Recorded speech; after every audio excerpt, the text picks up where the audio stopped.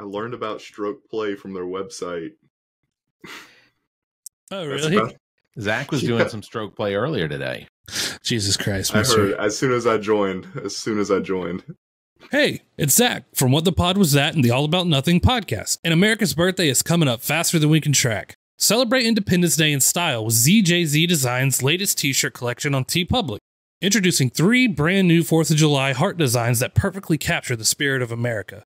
These shirts feature vibrant, patriotic colors and unique heart-shaped designs that stand out at any celebration.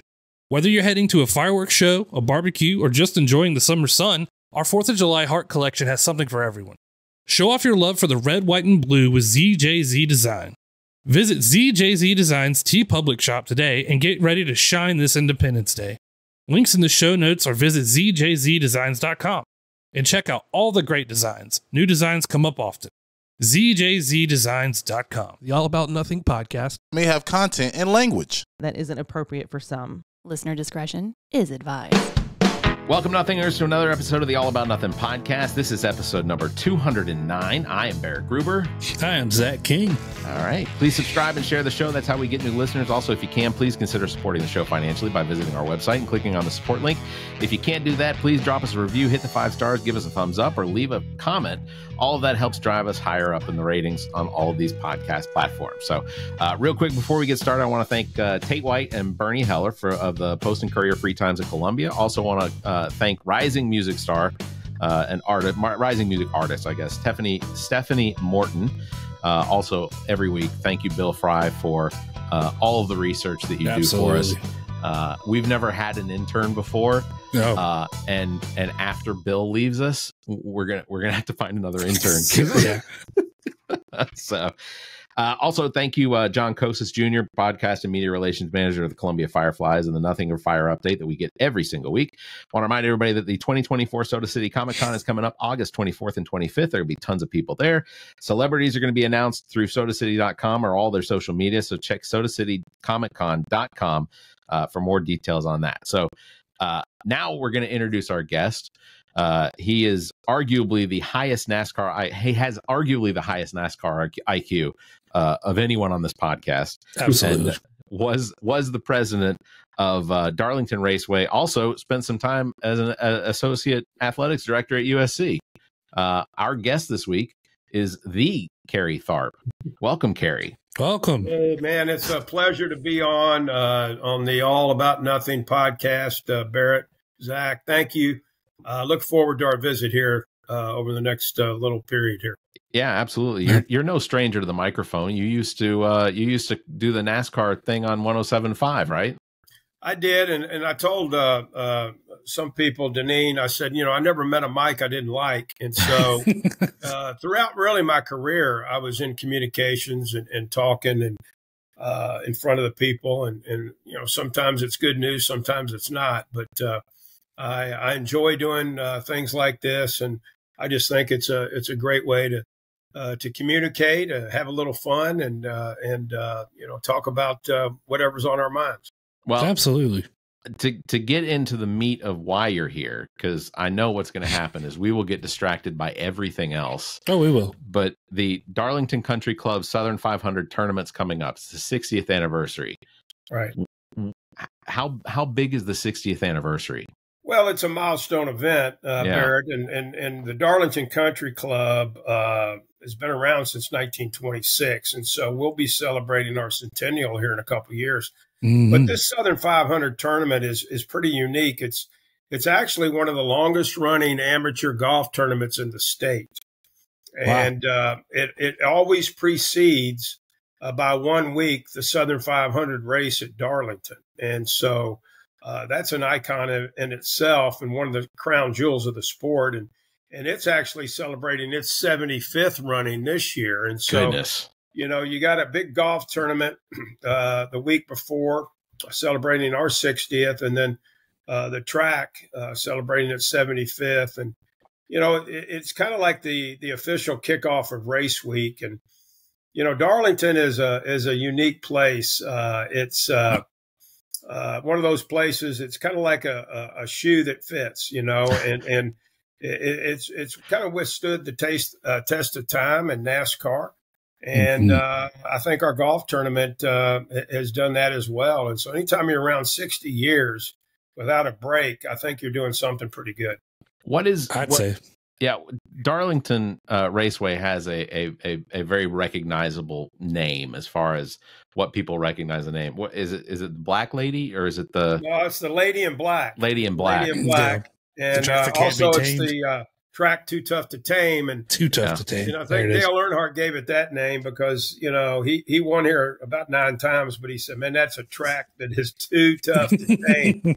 You know, and then the Lady in Black is kind of comes from the standpoint where the track is so narrow and has such a different configuration than most other tracks its size that the drivers get up close to the wall during the course of the race and they get a black stripe on their car. And so, you know, they said the old lady in the black bit you in the ass, didn't it? And so, you know, that's kind of how that nickname came up. But, you know, it's an amazing racetrack. It's probably the drivers. If you polled all the NASCAR drivers, I would say that a high percentage of them would say that they enjoy Darlington more than any other track. It's a driver's track. It's very challenging, and we feel the same about our golf course. Our golf course is a challenging golf course, and so.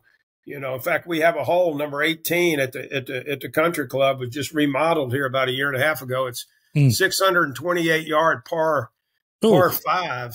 And man. I mean, you know, it takes some people half a day to drive that far. Absolutely. But we have dubbed it the hole Too Tough to Tame. And so there you go. You know, trying to draw some synergy. There's a lot of similarities between you know, the racetrack and the country club, and it's a small community, but it's a community that has a lot of history and a lot of heritage. Well, and the actual event at the country club, the Darlington, the Southern 500 tournament.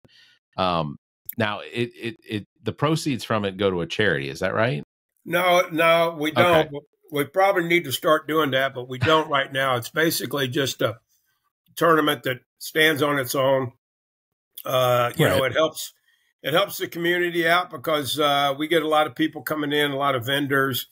We get a lot of press coverage out of it as well. And so, but we're expecting about 120 golfers probably. Most of them are from around this region, and we get some from out of state. But most of them are from around this region. And you know, it's one of those tournaments. You get your name on that trophy. It's a pretty big deal. And go ahead, Zach.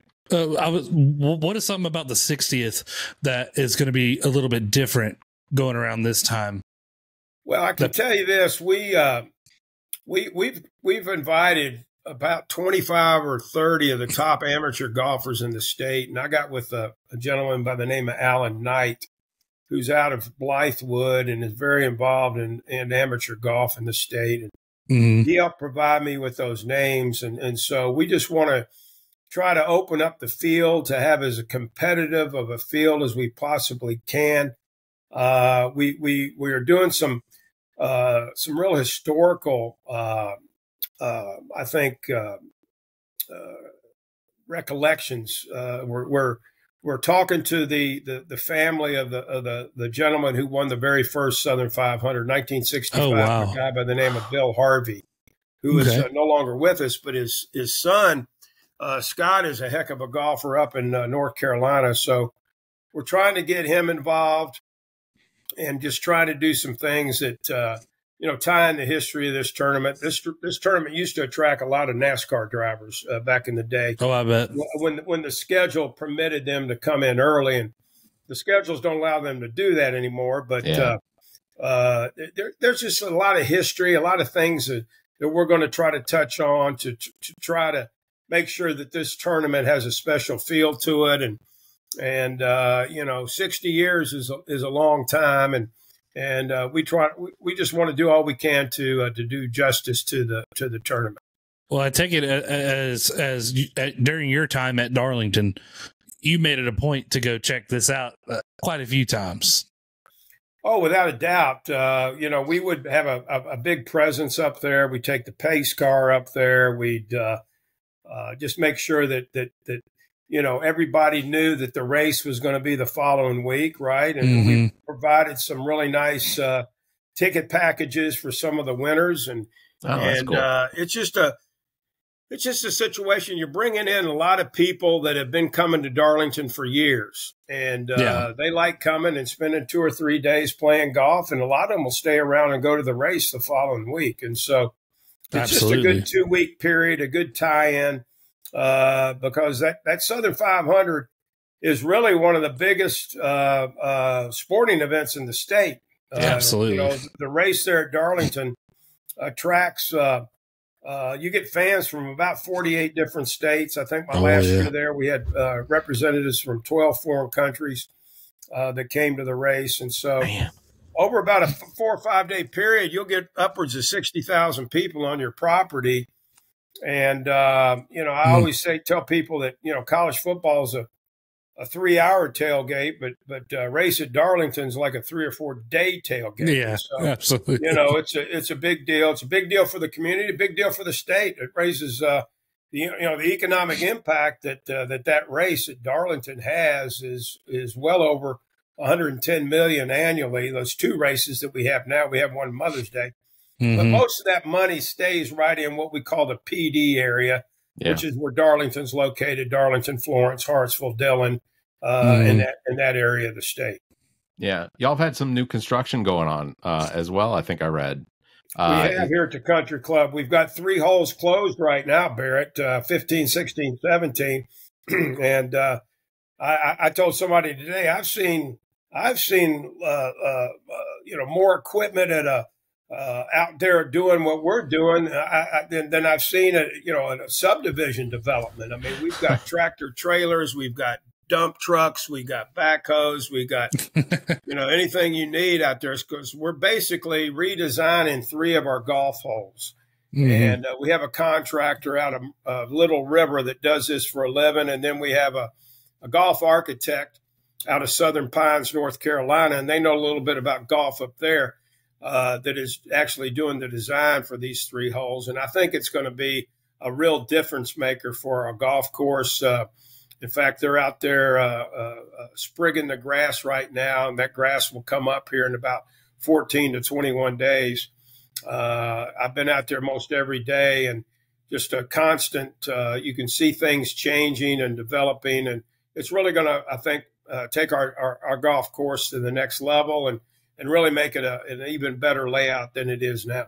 Are you a golfer? I am. I'm not a real good one, but I do enjoy playing. I think it's a fun game. I kind of quit taking it serious here, years ago. I can't remember the last time I threw a club. I think the last time I threw a club, I said, I'm never going to throw a club again, and I haven't. But I think it's a fun game.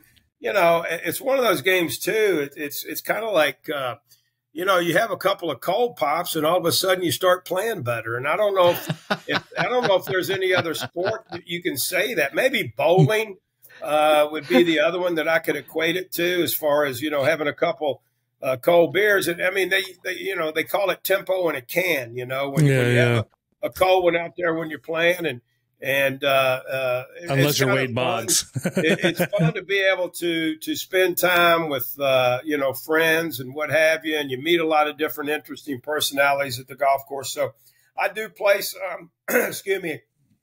I live right down the street from the Country Club, and so when I retired at the racetrack at the end of December, I think I stayed retired about 6 weeks, and this job opportunity came open, and some days I ride my golf cart to work. So, that's not at all a bad gig at all, right? No, not at all. No. And oddly enough, our show gets better when we drink. So there you go. I hear you. Looks like a little Woodford there, my man. No. This is actually my neighbor just got back from the Dominican, so this is a little rum that he brought back. He'll be excited to see that we're drinking it. So I would obviously share. I understand. Well, one of these days it'll get figured out how you can share it on a podcast remotely, right? I can't That'll be wait. The day. I can't wait till we have transporters like Star Trek. That'll be unbelievable. It's going to take your show to a higher level. It's pretty high right now. Your show, I've been on this. I don't know how long I've been on, several minutes, But this is enjoyable, and you guys, you're relaxed. I got Shane Beamer in the background, like you said. I think he's starting to unwind a little bit, and life is good. Kerry, keep going. Tell us more. No. Well, I'll let you guys get into the meat of the subject here. Go ahead. It's all right. So, you go ahead. I was just going to ask, because I am not a golfer. Mm-hmm. I did some three hole or 3-part courses here in Columbia a couple times with my ex-father-in-law, and it was embarrassing because he was. Is that why he's your ex-father-in-law? Because you were so bad. There's no golfer in the family. Yeah, court case is still pending, so I can't divulge a lot of that. I'm just kidding. Yeah, no, but I think one of the things I'm amazed by is when it comes to golf, and me not knowing anything about the intricacies. I can hit a golf ball off a tee and watch it sail, but there's no control to it. Yeah, people yell duck a lot. Yeah. Oh, is it that Gruber guy? Yeah, that's him. But I think one of the things that I'm always curious about when it comes to golf courses is do golf courses generally use the same type of grass when it comes to like the fairway? Barrett, that's a great point. In fact, one of the reasons we are having construction, on these 3 holes, 15, 16, 17, is that the fairway Bermuda was not the same as the rest of the course. Okay. Mm. And so that was causing some issues in our maintenance. And we have one of the best greenskeepers around, a guy named David Strickland out of Dillon. And, he can grow grass, on the moon probably. And he's a Clemson guy, which I'll give him that. We'll beat this whole thing out. Don't worry. Yeah. But, one of the reasons we're doing this rebuild is to get the Bermuda grass right. So to answer your question, it's supposed to be all the same. Sometimes it isn't. And when it isn't the same, it gives you issues on how you treat the grass, take care of the grass, and those types of things. And, our owner, Timmy Huntley, is a Darlington native. He bought the club about 5 years ago, and he has done an amazing job just improving our country club. Everything from the clubhouse to the dining facilities to the golf course. He built a new swimming pool here about 2 years ago. I mean, it's a really, really nice country club, and I think the best is yet to come. And so, but we got a great staff at the country club, and it's just really I think it's a real testament and a real, I think it's a real attribute to the community. And, for sure. I think that having a successful country club and a country club that people want to gravitate towards, it enhances your way of life and your quality of life in a community, particularly in a community, like Darlington. Yeah. My godparents live directly across the street from the East Lake Country Club in Decatur, Georgia. Mm-hmm. Yeah. I think the PGA holds the PGA championship there. Very nice golf course. I lived in the East Lake community. I was a baby, but I lived in the East Lake community when East Lake Country Club couldn't be used because it was such a wreck. Mm-hmm. But that's one of those areas that has really, really improved, and it's improved as far as like the property values and everything around it. My godmother still lives directly across from the East Lake Country Club. Mm-hmm. So that was why I was curious, because when we would go to visit, you look out across this perfect grass. And being a baseball fan, that's one of the things I look at. We love grass. Yeah. Just like, yeah. I love all sorts of grass. Mm. Lots and lots of different types of grass. Well, I grew up in Chapin, so I played a couple rounds at Timberlake once or twice in my life. I used to play that when I was at Carolina. That was a beautiful golf course. Yeah, it was great. I had the chance to live out there for about a year with one of my buddies, and we had a time. I would love one day to go out there to Darlington and check out everything you're talking about. I tell you what, as I like to tell people, mi casa es su casa. So it's about you both live in Columbia, right? Yep. Yes, sir. Okay. So you're looking at a little over an hour and change to get to Darlington. And I think you would enjoy it. I think you would, the food at our place too, we're open for lunch on Wednesday, Thursday, Friday, and then on dinner for Thursday, Friday. The food at our country club is really, really good. Yeah. And I'm telling you, we brought in a new chef about 8 months ago, a guy by the name of Chip Purvis. Mm-hmm. And he was at the beach as a chef at a couple of really good restaurants over there, Frank's Outback and several others. Right. And he is exceptional.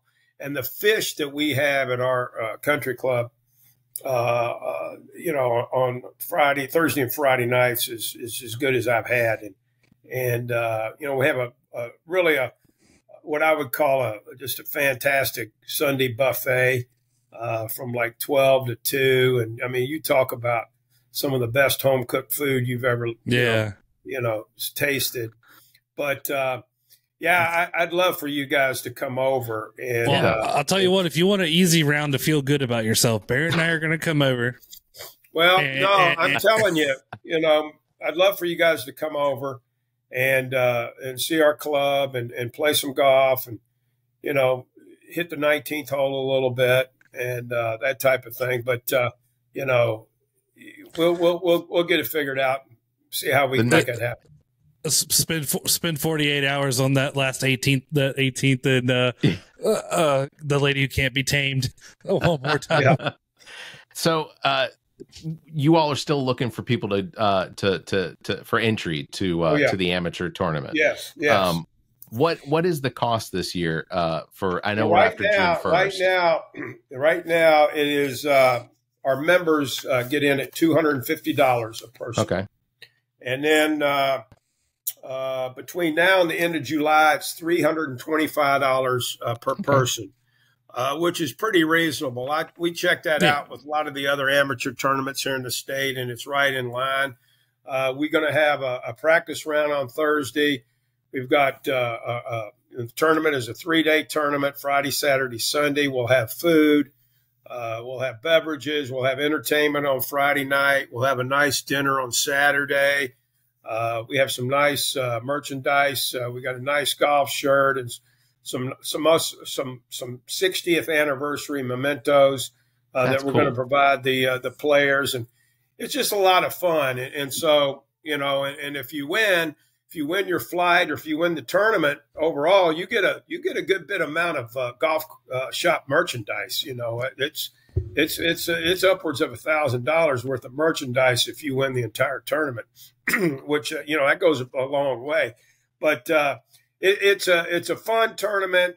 I think that people that have been coming here and playing for years get a kick out of it, and we get a lot of returns on people that have been here for years and that type of thing. But it's open. It's open to anybody. I think 18 years is the age limit. Okay. And, I would just encourage people to call our pro shop and sign up. And, that's something that we're pushing as hard as we can right now. And call 843-393-0236, 843-393-0236. And Jim Vernon is our general manager and one of the best in the business, and has almost 3 decades of experience in working in golf, and he does a heck of a job running a tournament. We were fortunate enough here recently to host Class 3A state qualifier at the course here back in May. And then back in April, we hosted the Anderson Brothers Bank Invitational, which is one of the largest high school tournaments in the state. We had about 28 teams from all over the state come in, from Greenwood to Chapin to, Gilbert, Socastee. And in fact, we had a young man from Greenwood by the name of Adam Knox score a double eagle, wow, which is really more rare than a hole in one. He He got a 2 on a par 5 on number 18, which is probably one of the toughest holes on the course. He got a 2. He holed it out from about 240 yards. Goodness. And they call that an albatross. Albatross, I was about to say. Is what it's called. And you look it up, and there's been fewer albatrosses in major tournaments than there have been hole-in-ones. And so that's something that is very, very rare. And he got one. Adam Knox, young man out of Greenwood, got that. And in fact, this week we sent him a really cool leather plaque that he should receive here any day. And we want to get a picture of him and his coach and put that up in our pro shop. So, you know, we have a couple connections in Greenwood, so we're going to go chase him down. Yeah, he's an interesting young fella. I think he's a rising senior, and he's really one of the better amateur, high school kids in the state. And that day that I interviewed him after he got that double eagle, it's kind of funny. I said, "So Adam, tell me about your hole there, number 18." He goes, I hit a really good drive, and then I could see him kind of, getting confident. He goes, and I smoked a hybrid, probably about 240. Smoked a hybrid. And the car ain't good. Yeah, he goes, I thought it was like maybe 15 feet from the hole. He said, walked up there. Nope, in the hole. No ball. That's pretty cool. Yeah, that is awesome. So, and the tournament is amateurs, but like, what is the cutoff between like an amateur and a pro? As far, I mean, is it just as simple as you're in the show, or how is that? Well, there's a lot of different things, Barrett, when it comes to being professional. I mean, you turn professional, and then you start playing in these various tiers of professional golf. And you don't go straight to the PGA unless you're, maybe Tiger Woods or Phil Mickelson or somebody. Yeah, a lot of these young people start off and go, some of these little mini tours, and there's the Corn Ferry Tour and things of that nature. But once you say you're declaring pro and you start, playing for pay, which is, I guess, what you do now in college athletics. Talk about it. You basically relinquish your amateur status. And once that happens, you turn pro. Now, I think you can go back, and I think you can, become an amateur again. I think there's a little bit of a period of time there that has to happen. I'm not sure exactly how long of the year it is. It might be a couple years, though, after you've been a pro and you say you want to go back to playing amateur golf, that you have to wait before you're able to do that. Yeah, makes sense. I don't, Zach, if you wanted to ask a question, I've got one lined up, but I was going to ask if you had anybody come through recently to Darlington, just showcasing and talking about the course, maybe pro, semi-pro, anybody maybe that just stands out. Well, there's one of the best amateurs in the state is a fellow by the name of John Weiss Jr. And he's over in Florence, and he's also the executive director of the House of Hope, which is a fantastic organization over there.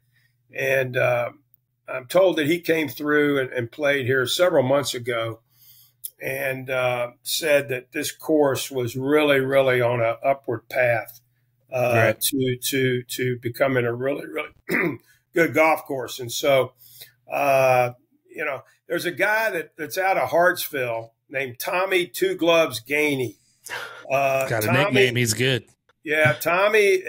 He's actually won, I know, at least one, maybe two PGA tournaments. He's right now currently playing on the Corn Ferry Tour, which is kind of like the AAA of PGA. Okay. And he's come over to our course. I'm told that he came over several months ago and played in what they like to call a skins game, right? In which you bring in, say, 20 or 30 of really, really good players, right? Yeah. And then the gambling's on. I mean, it's no place for the faint-hearted. I think Barrett, you, me, and Zach might have to watch that one. Yeah. But, so I'm told he came in one time over the weekend and played a pretty intense skins game over there. And like I said, he's probably one of the better golfers in the area. And anytime you can win a PGA tournament, speaks for itself. And like Absolutely. I said, he's one of the better golfers, I think, definitely in the state for sure. And he's also a Gamecock, so that matters. Yeah, that matters to me. Yeah.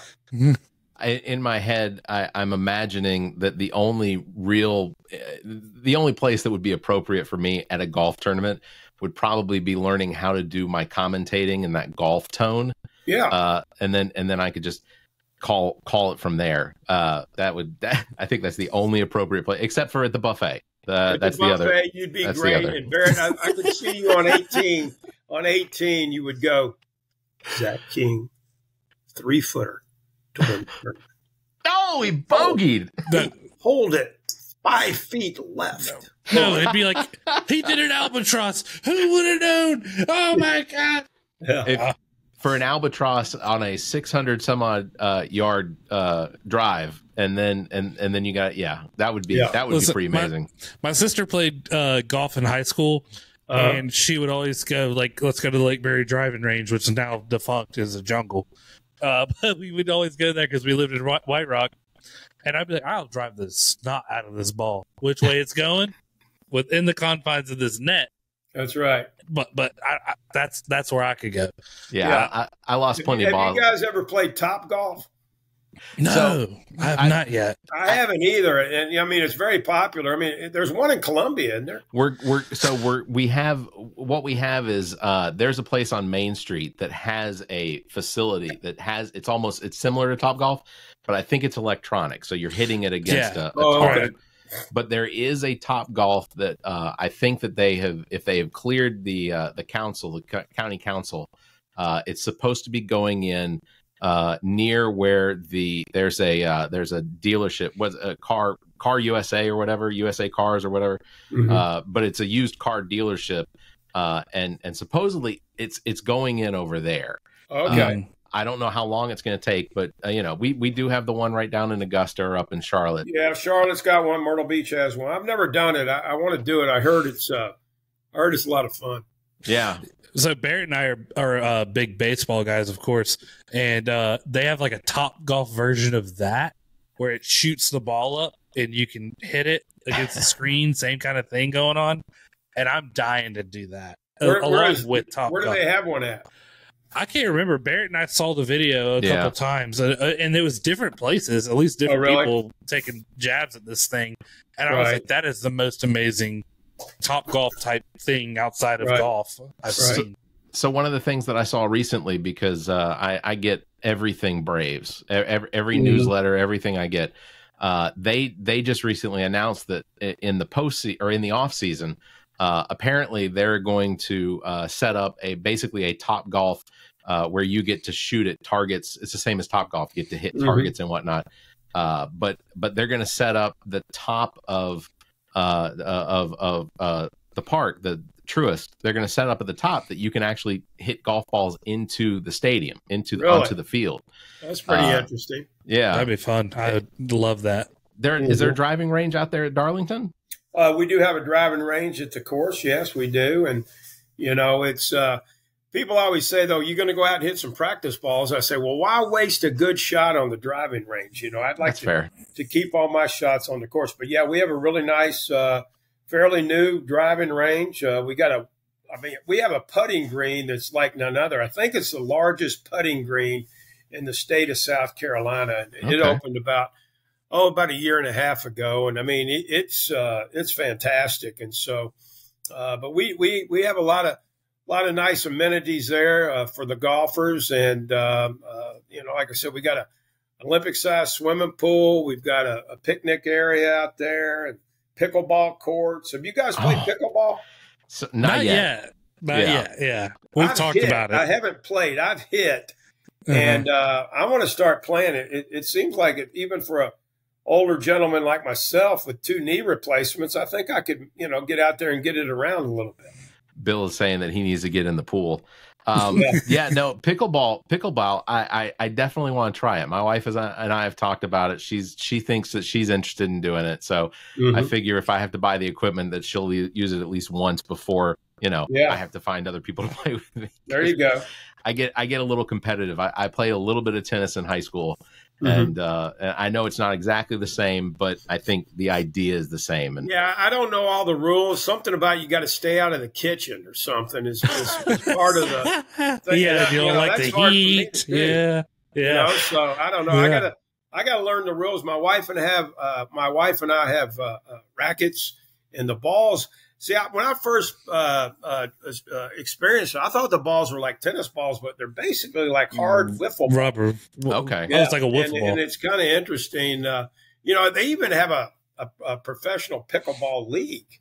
Yeah. It's blowing up on TV. And so it's kind of amazing. A lot of these retired tennis players are playing it, so that's kind of unfair if you ask me. But Federer comes out there, just starts smoking everybody. He's like, pickleball is a different Andre game. Agassi, I think. Agassi comes out.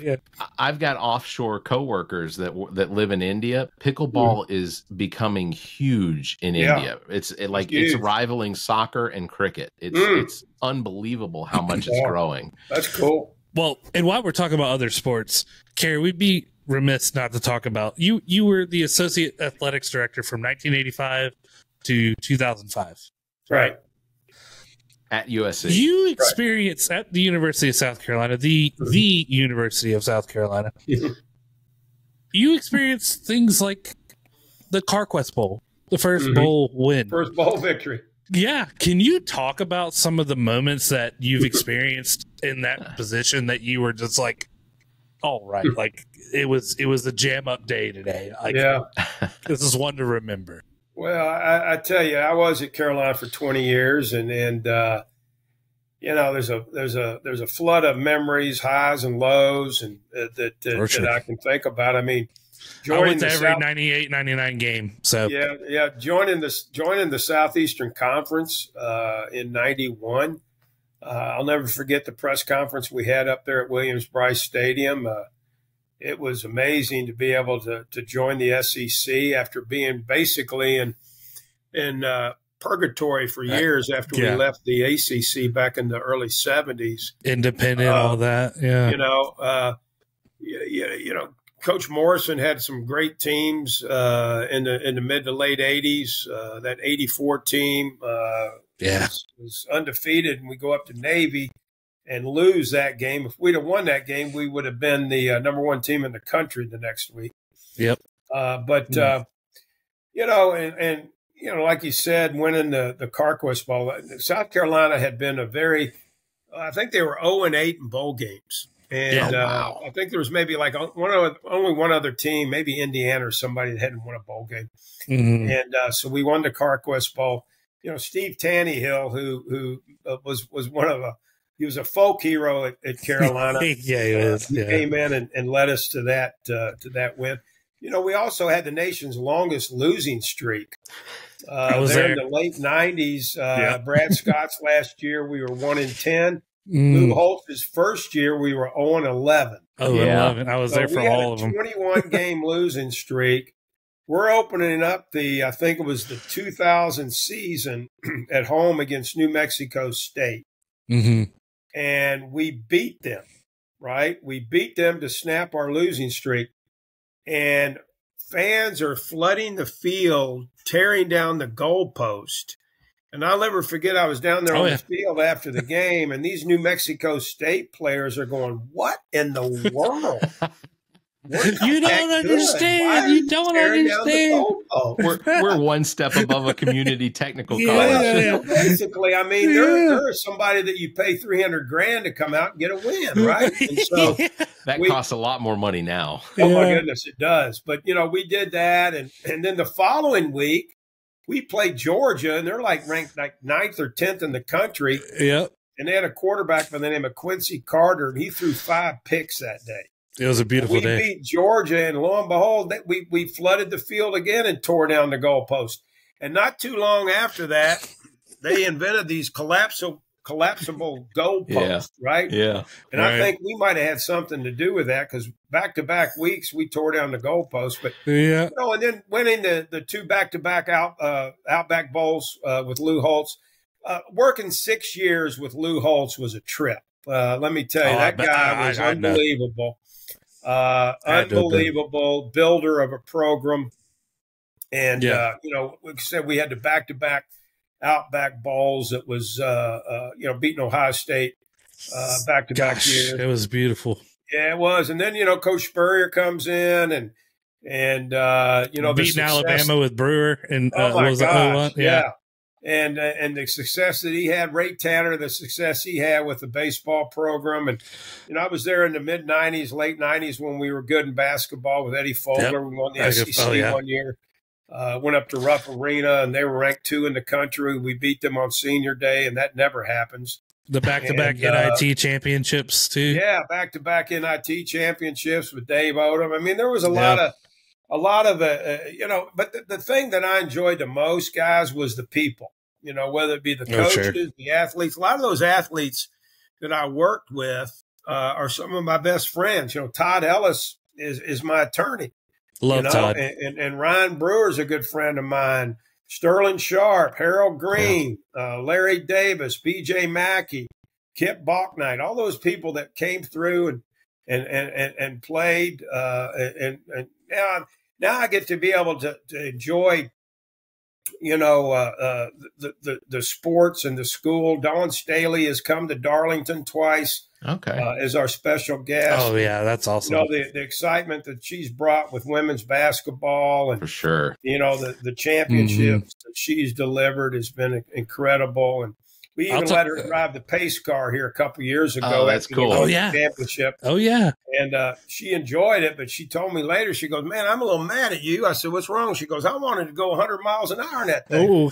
And they would only let her go like 50 miles an hour because that was the pace car speed, and she had to kind of get that done, But I'll tell you what, a funny Todd Ellis. He and I used to get our haircut at the same place. So, did you? I'll never forget the first time I met him. The man has a mitt on him. You understand how he could fling the pigskin.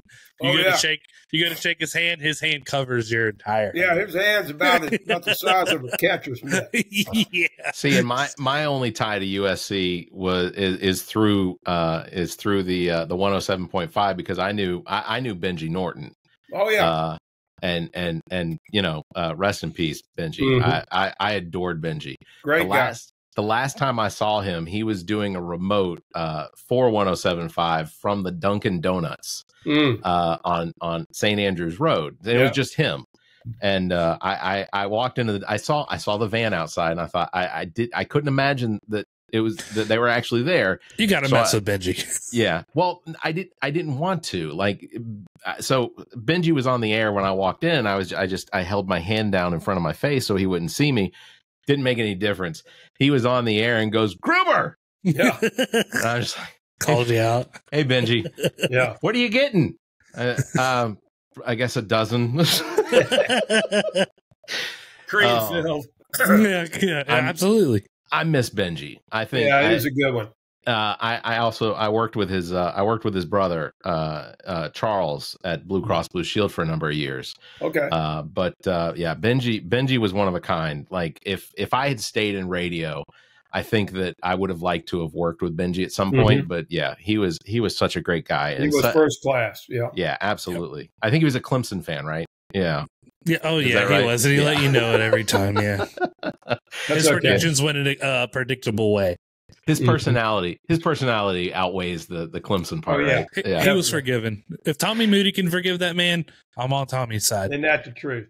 Yeah. So, when it comes to tournaments, does Darlington Country Club host any other tournaments during the year? We host a handful. Nucor Steel, which is one of the biggest employers in the county, is having a big tournament in September 5 and 6. And it's a huge charity tournament for them for the free medical clinic in the city. They're going to have about 250 players over 2 days. Wow. So that'll be a big tournament for us. And, we'll host a number of high school tournaments during the year. We've got opportunity perhaps next year to host a junior golf tournament out of the American Junior Golf Association out of Georgia has expressed interest to come and hosting tournaments there. And then we have a lot of tournaments within the club itself, member guest. We'll have something usually every time there's a major tournament, we'll have a blind draw with a club member. They'll get paired up with a pro that day that's playing actually for real, and they'll match scores and things of that nature. So we stay pretty busy out there and with tournaments, but our course is open 7 days a week. I was about to say, it sounds like you literally have something for everyone. We do. There's something to do for anybody. 7 days a week, and most clubs are closed on Monday, but we're open on Mondays, and so we get a good bit of play. Sometimes people coming through, and we get a lot of people coming in from up north. I know back in the month of April, we had several groups come through from like Pennsylvania, West Virginia. They were on their way to the beach, playing over at the courses at the beach, and they stopped in Darlington and play a day and then head on over to the beach. And so, we're a good stopping place for people like that want to play. So being involved with a golf course and tournaments and things like that, Zach and I have discussed our opinions on the LIV associations, that the tournaments that they do. What is the opinion of golfers, like legitimate people that they don't do it for money, but they're doing it recreationally? What is their opinion on the LIV golf tournament? Well, Barrett, I think it's a mixed boat. It depends on who you talk to. I think that, at least my opinion is that the PGA, I think, unfortunately, they kind of mishandled that. I think that there was an opportunity for them to maybe, I'm not saying partner, but there's a way that both could coexist maybe. Yeah, and agreed. I think they kind of drew a line in the sand, and it got a little ugly there for a while. And now you've got so many of the good players that are playing in that tour. I think it's hurt the PGA, to be honest with you. And they didn't come out looking great at all. I hate that. And, I don't really follow the LIV Tour. I know it's a lot more laid back. I think they only play 3 days. And because it's 54 holes, that's what LIV stands for, right? Yeah. 54 in Roman numerals. And, I guess they wear shorts, which I'm not opposed to that. And they play music, I think. They play music during the tournament. Things like that. And it's a little different, but, I guess they got big sponsors, big money, big pockets. And so, a lot of these guys are playing, 10, 12 times a year and making a bunch of money. And so, I can't argue with that. I just think that the PGA should have seen this coming ahead of time and headed it off some way and made it where, hey, guys, because I think a lot of it had to do with money. Yeah, right? Absolutely. And the PGA, I think, was unfortunately kind of got caught in a jam there, and all of a sudden, the people that run the LIV Tour, had all this money from, they say they get it from Arabs and all this, but I'm not sure where Saudi it all comes community from. And all that. Yeah, but and so it's hard for a guy who's making, let's just say, for example, say you're playing on the PGA Tour and you're busting your hump, you're playing 30 events a year and you're making, say, $3.5–4 million. Well, you can go to the LIV Tour and play about 12 or 15 events and make $8 or $10 million. I mean, do the math, and it's not that hard to blame what they're doing. But I just kind of really fault the PGA for not being on top of this. Yeah.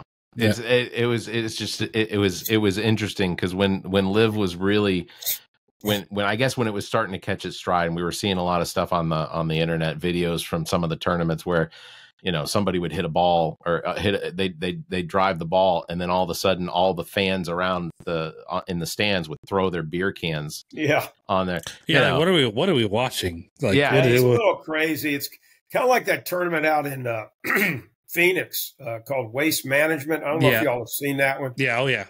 I think at the 16th hole, it's like the infield at the Kentucky Derby. I mean, it's just so crazy. It's almost out of control because It is. I think they had to cut people off from drinking. I think they opened the gates like at 7, and people are standing out there like at 5 a.m. to go in, and they go rushing in there. They drink all day, and it's just it's crazy. It's like spring break, and people were sliding down the hill, and all kinds of crazy stuff. But that's really not what the PGA is all about. I don't think. It sounds like a scene out of Happy Gilmore or something. Yeah, Happy Gilmore or Caddyshack, right? Caddyshack, yeah. Not to shout out Adam Sandler too much, but I think I heard they're making a Happy Gilmore 2. I did hear that. I can't wait. I'm here for it. That's going to be amazing. Yeah, absolutely. I'm here for it. I'd be curious if they've already set up locations as far as where they're planning on recording from. Wide open. That's what I was going to say. Come on, Sandman. Bring it on. I'll call my friends at Netflix. We'll get it worked out. Yeah, we'll figure it out. Happen, Barrett. We know some people. We'll get it worked out. I got you.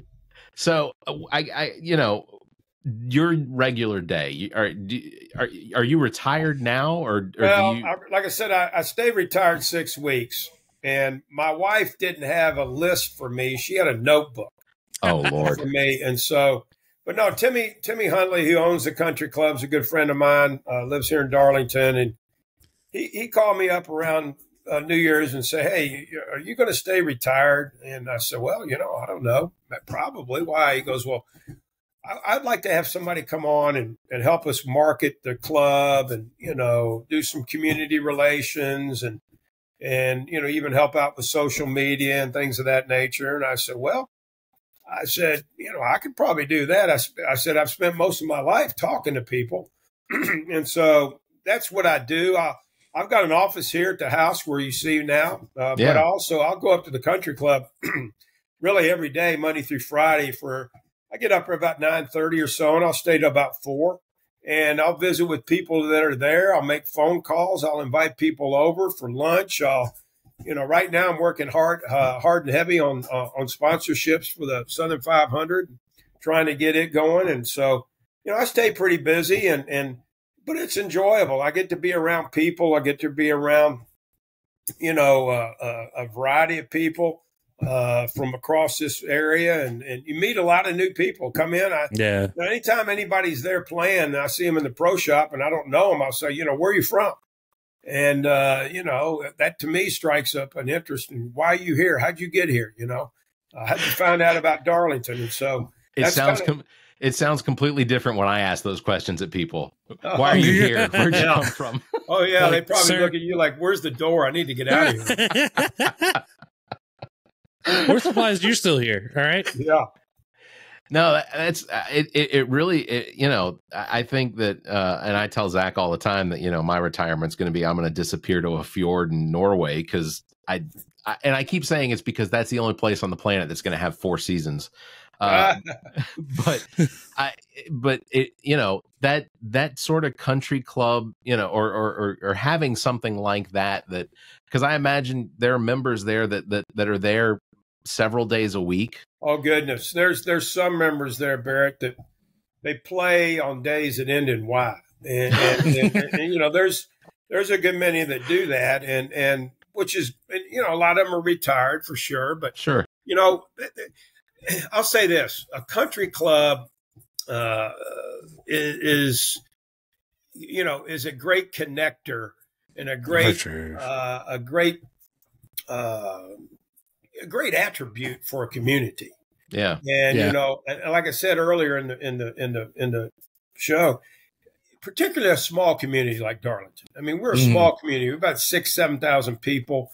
We're about 20 minutes from Florence, about 20 minutes from Hartsville, about 75 minutes from Myrtle Beach, an hour and some change from Columbia, 2 hours from Charlotte. But I mean, we're a small community, but we got good, we're located in a good part of the state, if you ask me. Yeah. And so I think for our country club, I think we play a big role in this community. When I first moved here 8 years ago, and I live in the country club development. When I first moved here, you were talking about East Lake earlier. I mean, we were not in good shape. and the country club was not in good shape at all. And you know, the last thing that we needed to happen was it to close. And Timmy Huntley took on the club about 5 years ago, and the strides that we have made and the improvements that we have made. I can't tell you the number of people that have come by and played the club here recently and maybe hadn't been here in 2 or 3 years, and they were like, wow, I can't believe the improvements that you all are making. I said, well, just hang on. I said, you know, wait till next year. And so that to me is you know, a big selling point for us. And it gives you a little sense of pride in knowing that Darlington's got an area for people to socialize and have recreation and fellowship. It sounds like it's the same sort of similar story that Eastlake went through. Mm-hmm. It wasn't just that, you know, somebody came in and invested money to build this country club back up.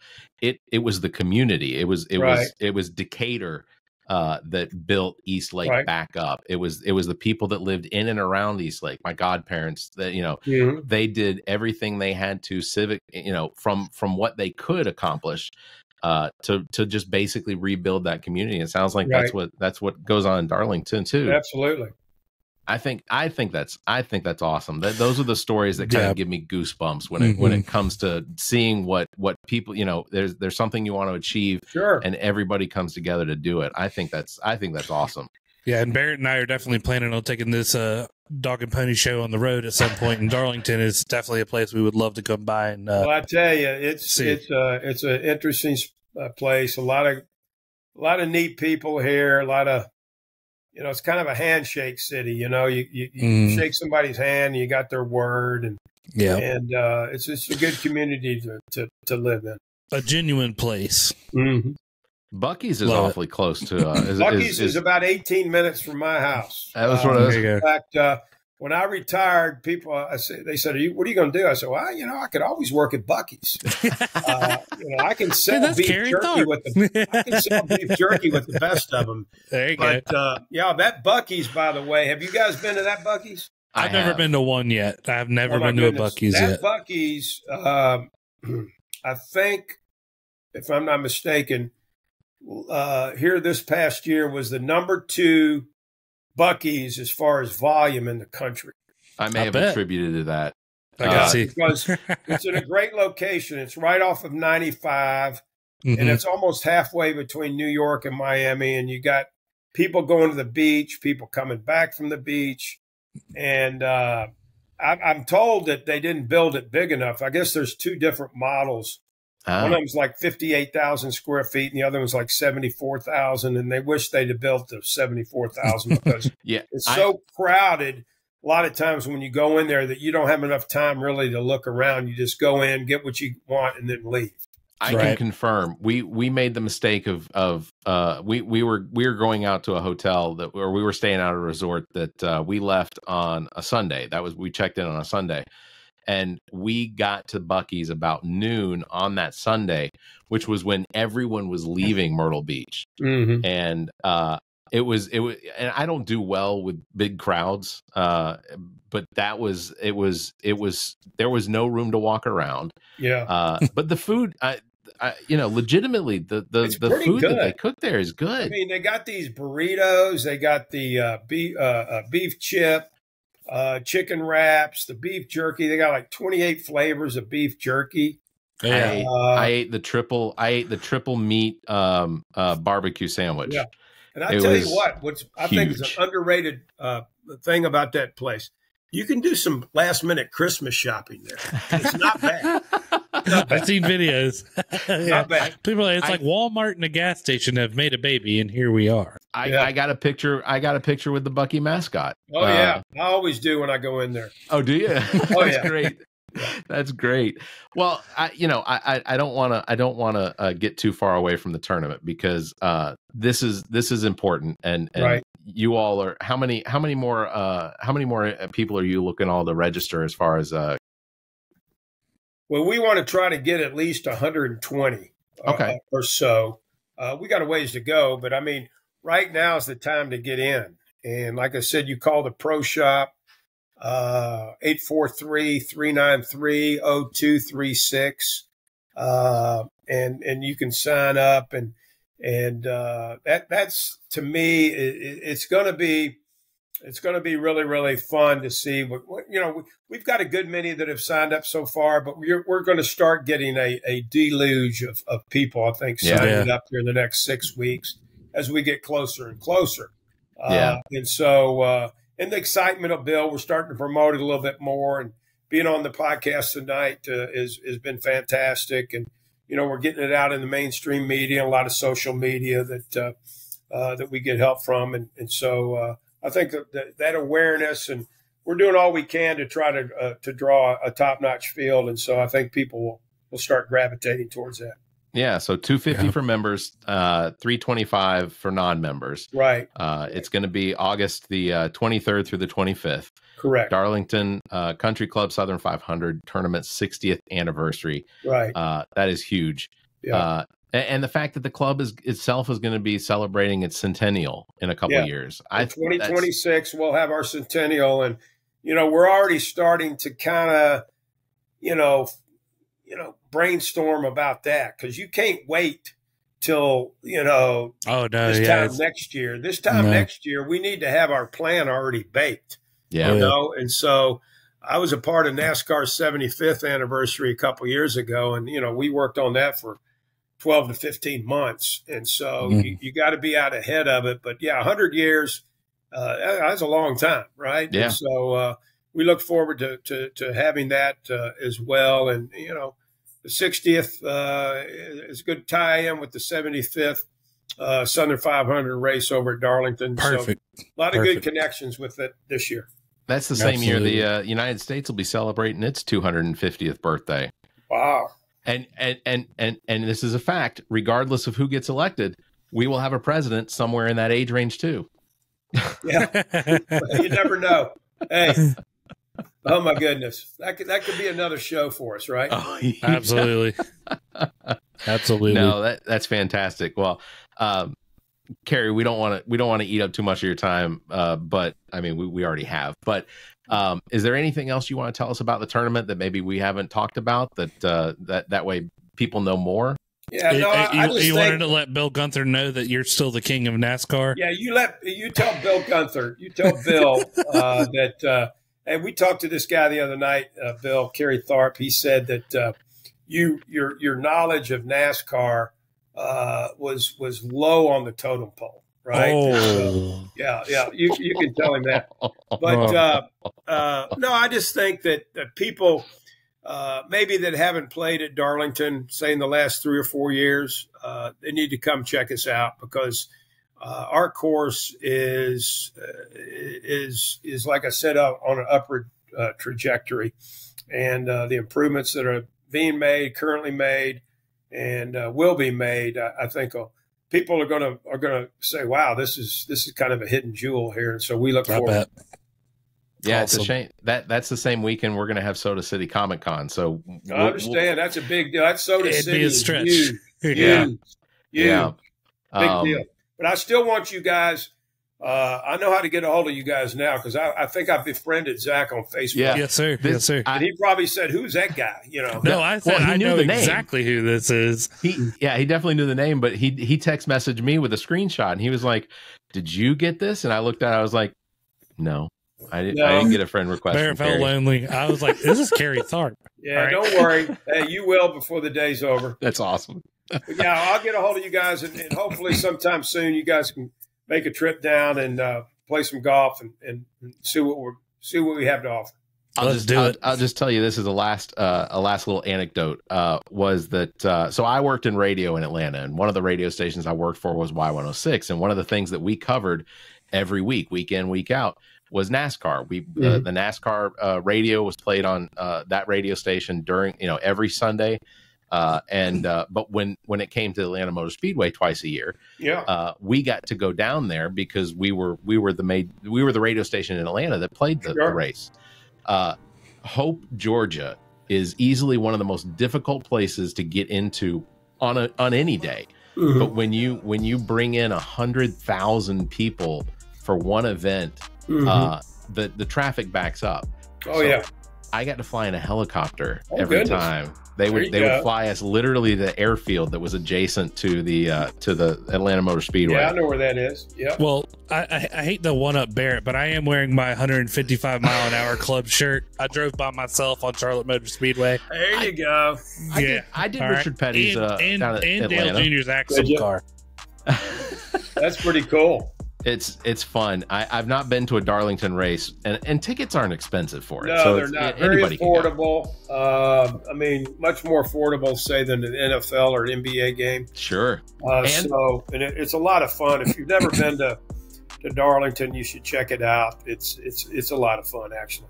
There's more value to it because a race lasts longer so. than a football game. It will be my first NASCAR race I attend. Will be at There you Darlington. go. I've always said that. I've There you driven go. a stock car at Charlotte, just haven't been to a race yet. We'll I got plan. you. We'll plan on doing the Darlington 500 one of these days. There we go. That would be super fun. All right, Kerry Thorpe, thank you very much for being Thank you on so with much, us. Kerry. Just to Man, say it's it been a again, blast. the Darlington Country Club Southern 500 Tournament 60th anniversary, August 23rd through the 25th. Still taking on, you can go ahead and call the Country Club at the 843-393-0236. You can get an application that way. Check out their website, darlingtoncountryclub.com. You can, it sounds like an amazing place, and I definitely want to come out and visit. Because it is going to be summer. Do people do laps in the pool, or do they just chill out? Oh, they got all kinds of things. We have swimming lessons. We have squirt gun fights. We're going to have a big 4th of July party. It's all on. Up there, a big cookout. We got a great area for families to come out and eat, socialize, and it's a very, very nice swimming pool. Man, Can't wait. I'm sold. I am sold. We'll do. We'll make plans on that. Absolutely. All right, Kerry Thorpe, thank you very much for being on with us. Thank you. All of the history that we got to learn about, and all of everything about the Darlington Country Club, and then the Southern 500 tournament. We'll put all the information in the show notes so that you can find that and just click on that, and we'll make it super easy for me. Again, thank you, Kerry, for being on with us. That's going to do it for this episode, episode number 209. Thank you very much again, Kerry. Zach, also Bill, thank you for being here as well and helping us out with the research as always. Bill Fry, our producer intern, is fantastic, and if we could keep him on without having to figure out how to pay him for it, then we would do that. All right, links to past episodes, podcast platforms, merchandise, social media, all available at our website, theallaboutnothing.com. And if you think our financial model of giving away free content and entertainment is silly and you're in the giving mood, why not become an official Nothinger by supporting the show monthly? Members can get early access to this episode as well as exclusive content, or you can make a one-time donation through the same link. If you'd like to be a part of the show, you can call and leave us a message, 803-672-0533. Email the show at theallaboutnothing.com, or join our Discord server. Links are available at allaboutnothing.com. Again, thank you guys, everything. Thank you everybody for listening.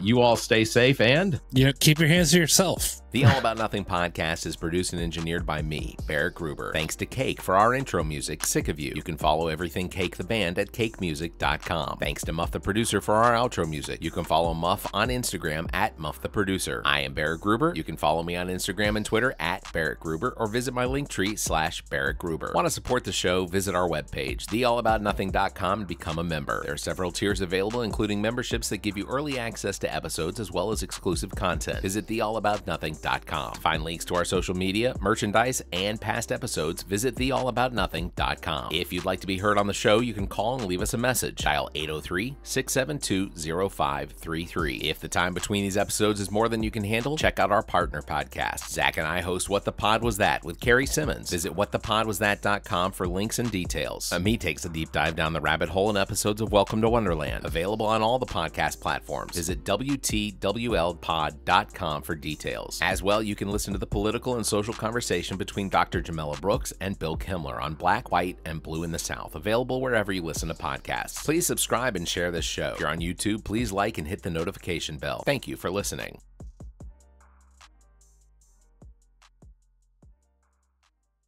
The preceding podcast is a product of Big Media and copyright 2024, all rights reserved.